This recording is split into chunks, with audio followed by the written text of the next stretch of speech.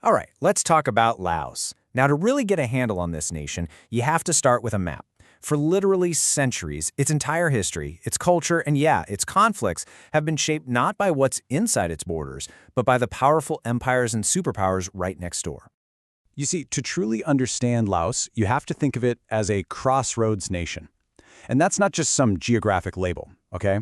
It's the central theme of its entire story, a land constantly caught between giants, from ancient kingdoms all the way to the epic clashes of the Cold War. But, it wasn't always a story of conflict. Laos had its own golden age. Our story really begins with the great kingdom of Len Song, which means the kingdom of a million elephants. I mean, how cool is that? This was a time when Laos was a real powerhouse in the region. What's so incredible here is both how long this kingdom lasted and just how tragically it all fell apart. I mean, for nearly 350 years, Lan Xang was a major player. It kicked off in 1354, and in the 17th century, under King Vongsa, it hit this amazing period of peace and stability. But it all unraveled when the king died without an heir. That one event just shattered the kingdom's unity, and it splintered into three rival kingdoms, and that created a huge power vacuum that its neighbors were, well, more than happy to fill. And that internal weakness? Well, it was basically an open invitation for outside powers to come in and take over, first from its neighbors and then from halfway across the world, as Laos got tangled up in the great game of European colonialism. So by the late 1800s, Siam, what we now call Thailand, had pretty much become the overlord of all the Lao territories. And this wasn't just, political influence. We're talking brutal domination. Entire Lao villages were forcibly moved across the Mekong River, and local rulers were basically held as hostages in Bangkok just to keep them in line. The divided kingdoms just stood no chance. So the big turning point comes in 1887. Picture this. Raiders come in and sack the royal capital of Luang Prabang. The Siamese forces, who are supposed to be the protectors, they just turned and fled.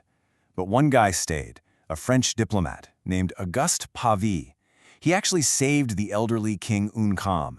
And in that moment, the king saw a new, maybe better, protector, telling Pavie that Siamese protection was worthless and that he wanted to be under the French instead. And of course, France jumped at the chance. They used what's called gunboat diplomacy, literally sailing warships up the river to threaten Bangkok and force Siam to give up all its claims to the land east of the Mekong.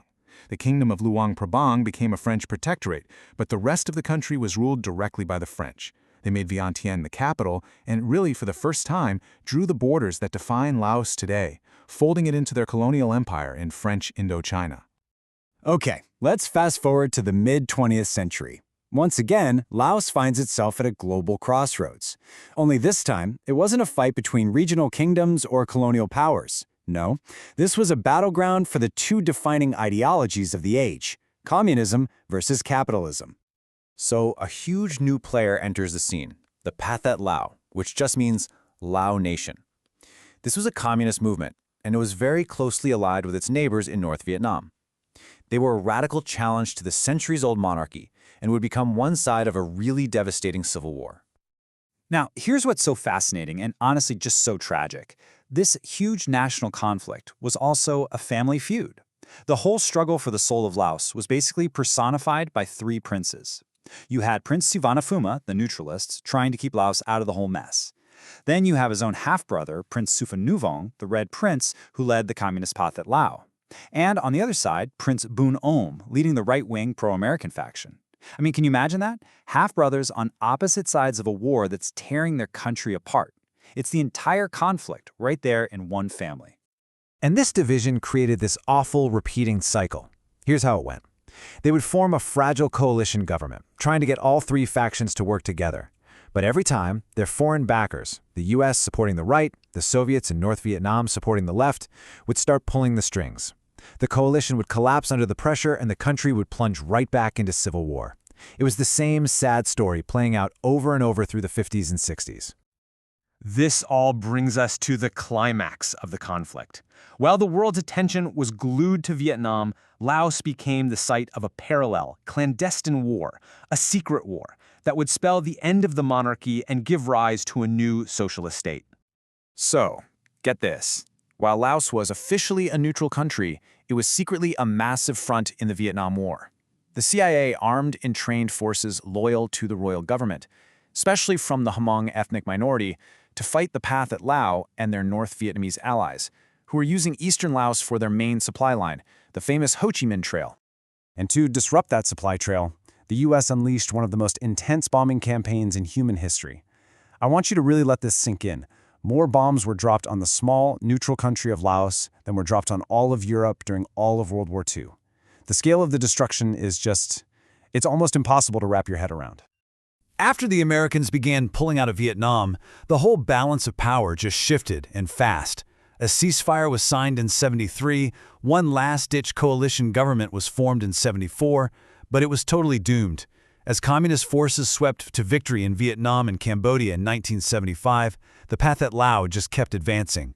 The right-wing officials, seeing their American support just evaporate, resigned and fled the country.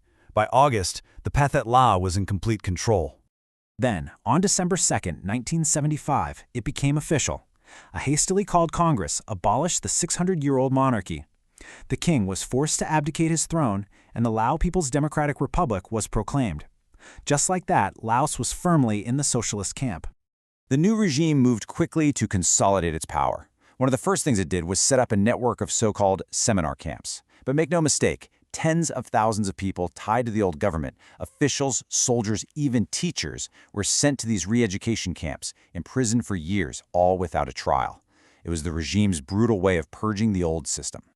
And that violent history doesn't just neatly end in 1975. The legacy of that secret war continues to shape and challenge Laos to this very day, in ways that are both political and deeply, deeply personal for its people. The Lao People's Revolutionary Party is still in absolute control today. The Hmong people, who had fought alongside the Americans, faced terrible reprisals, which forced hundreds of thousands of them to flee as refugees. The economy was isolated for decades. And maybe most tangible of all, the land itself is still deeply, dangerously scarred.